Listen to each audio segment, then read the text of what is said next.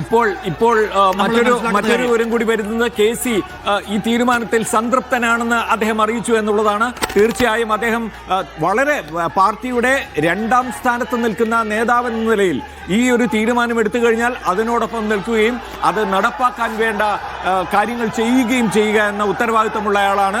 തീർച്ചയായിട്ടും അതിനപ്പുറം മറ്റൊരു ശബ്ദം ഉയർത്താൻ അദ്ദേഹം തയ്യാറാവില്ല എന്ന് പൂർണ്ണമായും മനസ്സിലാക്കുന്നു. മാത്രവുമല്ല, ഇന്ന് രാവിലെ ഏതാണ്ട് 2 മണിക്കൂറോളം നീണ്ട ചർച്ച രാഹുൽ ഗാന്ധി KCയുമായി നടത്തിയത് ഈ തീരുമാനത്തിലേക്ക് എത്തിച്ചേർന്നതിന്റെ അനിവാര്യത ബോധ്യപ്പെടുത്താനാണെന്നാണ് നമുക്ക് മനസ്സിലാക്കേണ്ടത്. അതുപോലെ തന്നെ രമേശ് ചെന്നിത്തലയെയും രാഹുൽ ഗാന്ധി വിളിച്ചിരുന്നു.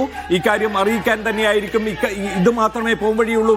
കേരളത്തിന്റെ വികാരം മാനിച്ച് തീർച്ചയായും ഇതല്ലാതെ മറ്റൊരു തീരുമാനത്തിലേക്ക് എത്തുക അസാധ്യമാണ് എന്ന് ഹൈക്കമാൻഡിന് ബോധ്യപ്പെട്ടു എന്ന് വേണം മനസ്സിലാക്കാൻ. കഴിഞ്ഞ ദിവസങ്ങളിലൊക്കെ നടന്ന ചർച്ചകളിലൂടെ ഉയർന്നു വന്ന അഭിപ്രായങ്ങൾ കേവലം ആരുടെയെങ്കിലും താല്പര്യങ്ങൾ ഏതെങ്കിലും നേതാവിനൊപ്പമാണ് എന്നതുകൊണ്ട് തീരുമാനിക്കാൻ കഴിയുന്ന കാര്യമല്ല.